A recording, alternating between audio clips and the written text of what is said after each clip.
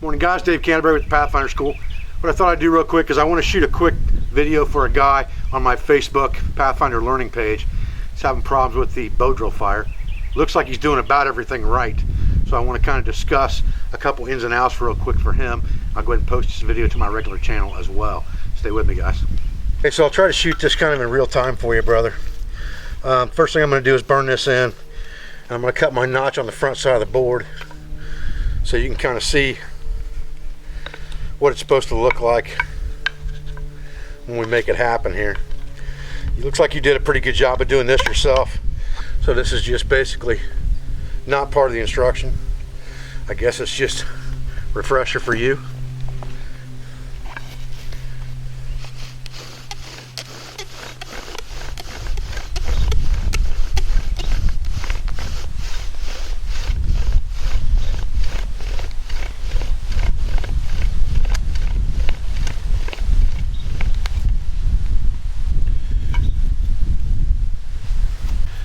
Okay, so I just took a single saw cut and went just inside the black there. And now I'm going to go at about a 45-degree angle on both sides of that notch, or that curve from that saw, and I'm going to open that up. So again, about a 45-degree angle to both sides.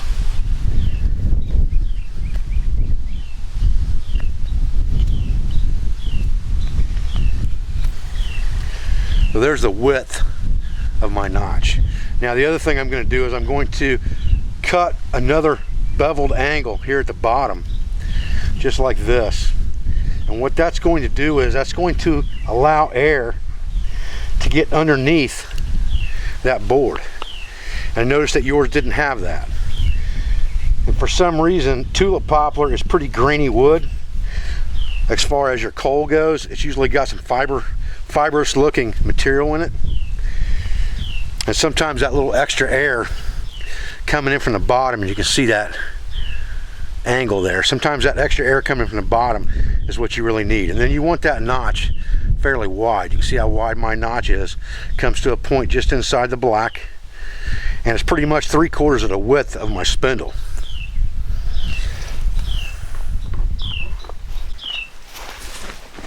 Okay, now let's reload and do it for real here. Now I'm going to take this spindle I've got right here, and I'm going to dress the front of it up just a little bit. Got a little flat on me there, so I'm going to chamfer it off a little bit, just like that, and then just kind of cut the black off of it, the charring.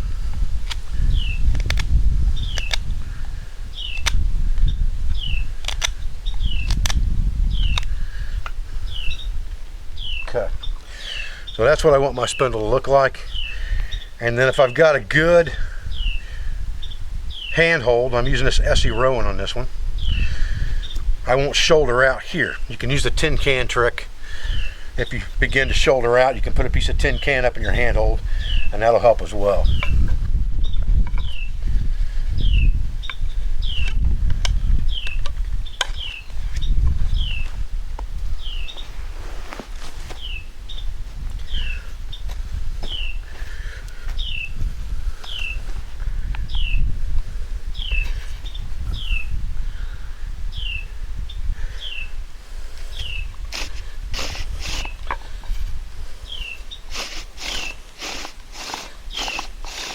Pretty much it's just downward pressure until I get that notch full.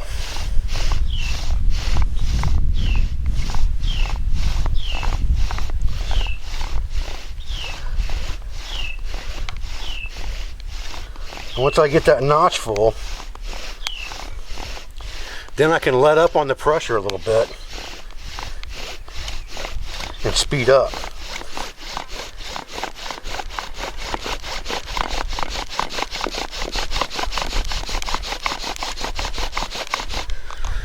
Good 10 seconds of speed should really be all you need.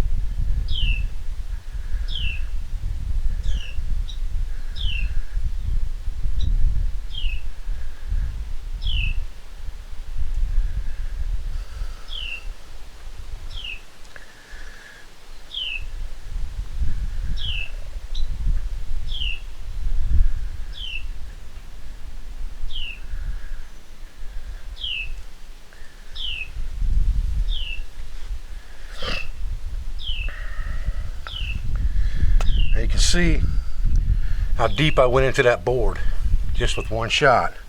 You're not going to get 2 shots out of that. You're going to burn through the board. You're only going to get 1 bite at the apple if your board's fairly thin. And this board, you can see, is about a 1/2 inch thick. Figuring that to the first knuckle joint would be 1 inch. That's about a 1/2 inch thick board. And the spindle's about the diameter of my thumb. The spindle's about the diameter of my thumb.